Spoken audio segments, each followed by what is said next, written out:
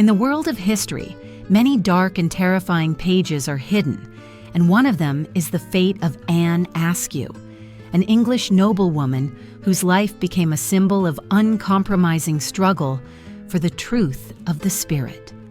This story takes place in Lincolnshire in the year 1521, a time of brutal religious upheavals and constant threat of execution for words and beliefs. Anne was born into the family of Sir William Askew, who did not suspect that the knowledge he would provide his daughter would one day lead her into conflict with the most powerful system of the time, the Church and the State. In the era of Henry VIII's reign, when England broke with Rome, the new church grew into a diverse and dangerous structure, intertwining Catholic dogmas and Protestant aspirations. It was in such a turbulent religious field that Anne received an education unusual for a woman of her circle. Instead of traditional needlework and music, she immersed herself in theological treatises, causing concern among those around her. Moreover, her deep study of the works of Luther and Calvin gave rise to thoughts of Christianity without intermediaries, which in the society of that time was regarded as heresy. Every page she read only strengthened her convictions, but at the same time led her further into mortal danger. At the age of 21, her father decided to marry Anne to Thomas Kyme, a staunch Catholic whose authority and worldly goods were supposed to protect her and the family from trouble. However, Thomas soon realized that he had entered into a union not with a submissive woman, but with a person who defended her religious views with insight and firmness, leaving no doubt about the seriousness of her intentions. At the wedding feast, when guests raised toasts to the saints, Anne refused to drink, explaining that only Christ could be the mediator between man and God. This statement pierced the atmosphere like a cold wind before a storm. From then on, the Kyme household became an arena of spiritual confrontation. The husband tried gently to guide his wife in the true Catholic faith, but she responded with carefully chosen biblical quotations that shattered each of his arguments. Her knowledge of Scripture was vast and precise, like a blade with which one could not argue.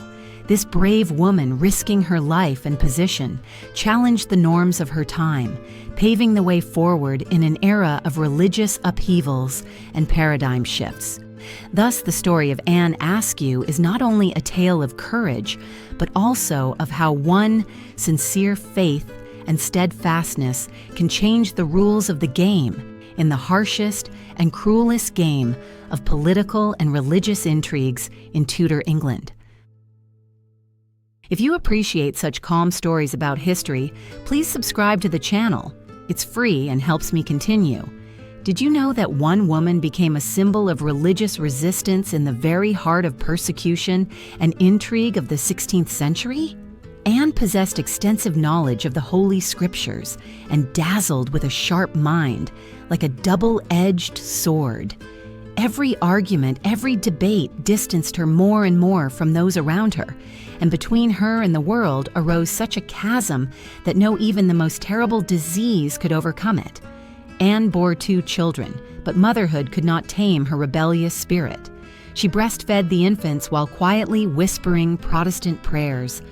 Tender maternal gestures became acts of religious protest for her. Her husband Thomas watched in horror as his wife passed on to their children not only love, but also heresy from the cradle itself. The conflict reached a critical point when Anna categorically refused to attend masses. Thomas, in anger, threatened her, demanded renewed submission, locked her in rooms, but she stood her ground, firm and unyielding. One morning in the year 1544, she woke up to find her husband no longer in bed. On the pillow was a note: "I am going where my conscience calls me." Anna fled to London, leaving behind her husband, children, wealth, and security. She was left only with her faith in Protestantism and an unshakable resolve that would soon lead her into a true hell on earth. London at that time was a city of shadows. Heretical views lurked around every corner under the cover of night. Anna found herself at the center of an underground movement where Protestants gathered in damp basements, secretly distributed forbidden books wrapped in rags, and preached salvation by grace alone, despite the constant threat of death. This dangerous world was her natural environment, and her intellect and fearlessness quickly made her a leader of the movement. Anna spoke at secret meetings where men and women risked their lives, listening to biblical interpretations that the official church considered poison.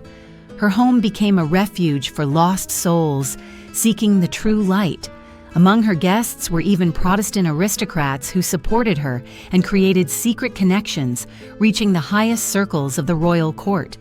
Among them, it was rumored, were people close to Queen Catherine Parr, the sixth wife of King Henry VIII, known for her reformist views.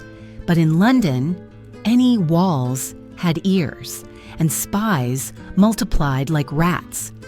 Catholic conservatives led by Stephen Gardiner and Thomas Reilly identified Anna as a serious threat.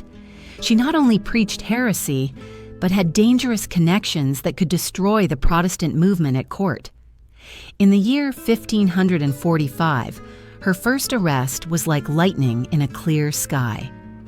Anna stood before judges who expected to see a frightened and repentant woman. But they faced a powerful theologian who turned interrogations into real lessons on the Bible. Her temporary release was a mistake her enemies did not intend to repeat. When Anna returned to her activities, invisible webs began to weave around her, spun by those who had already decided her fate. In June of 1546, her final chapter began. The second arrest was different in atmosphere. It carried an inevitable threat and bloody reckoning. She was taken straight to the Tower, a gloomy London fortress where suspects entered and only a few left alive. The stones of the walls held echoes of countless cries of torment, as if whispering eternal suffering.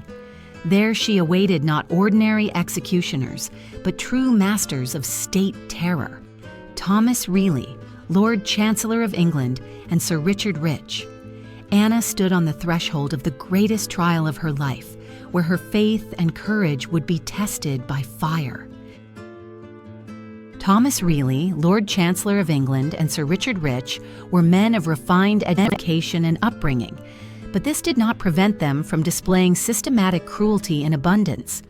These noble gentlemen fully understood that Anna possessed information capable of destroying Queen Catherine's position, and with it, the entire Protestant faction, which made her a hostage of political struggle and a danger to the entire government regime. The interrogations that began were a kind of intellectual duel. Anna answered with such erudition that it both amazed and irritated her tormentors. They demanded that she name accomplices, but she responded to questions with riddles, using biblical parables, and when threatened with torture, she cited examples of Christian martyrs whose steadfastness was her model. Her resistance went beyond the physical. It was built on years of study, prayer, and inner strength, which made her an incredibly strong personality. Days turned into weeks filled with psychological warfare. Anna was deprived of sleep, fed sparingly, brought before both real and false witnesses who had already confessed to fabricated crimes. They showed her instruments of torture, explaining in detail how they worked, but all attempts to break her met with a steel will, like waves breaking against a rocky cliff. The despair of her interrogators turned into rage. They had staked their political reputations, hoping to break this woman, but in the end they looked like incompetents and powerless novices. The decision they made entered history forever. For the first time in England, a woman of the high nobility was subjected to the rack, a device designed to turn the body into an instrument of suffering. This decision was sanctioned by King Henry VIII himself, clearly proving that no birth or privilege was sufficient to protect those who dared to oppose the monarch's will. In the depths of the Tower of London, there was a room where the devil himself reigned. The air was saturated with the smell of rusty metal, damp wood, and something darker, fear that had soaked into the stone walls after thousands of martyrs had passed through this place. In the center of the room stood the rack, a mechanism of terrible simplicity and cruelty, which, using ropes and pulleys, turned the human body into a source of its own pain and destruction. Anna was brought to this hell on a special chair to deprive her of the dignity of walking on her own, for no mercy was to be shown to a papist. Before this dreadful machine, there was no fear in her eyes, only astonishing submission, as if her entire life's path had prepared her for this very moment. The massive mechanism worked with horrifying simplicity. The body was stretched as the ropes on the wheels tightened, causing unbearable pain. Anna was tightly bound by the wrists and ankles, laid out on the wooden platform in the posture of a sacrificial goat. Thomas Ridsley, who took a particularly grim pleasure in what was happening, began to operate the mechanism when the chief executioner, hardened by years of torturing prisoners, declared that he could not continue to torture a noble lady. The first turn of the wheel caused muscle tension, the second, a sharp pain, and the third, Anna's screams piercing the stone walls like arrows. However, instead of naming accomplices as Ridsley demanded between turns, she only uttered prayers. Despite her body being stretched beyond human limits, her will remained unshakable. The gruesome sounds of breaking bones echoed through the chamber, reminiscent of branches cracking in a storm. First the shoulders, then the hip joints, and then one by one all the joints failed with disgusting clicks. Anna lost consciousness several times, but buckets of cold water brought her back to reality, and she faced a new cycle of nightmarish torture again. This long and agonizing process not only exhausted her body but also symbolized the sacrifice and resilience that left an indelible mark in the memory of history. The incredible story of a woman who never for a moment renounced her faith despite terrible torture and death forever remained in the memory of human history. Anna lost consciousness several times, only to be brought back to life by cold water and subjected to new horrors on the devil's rack.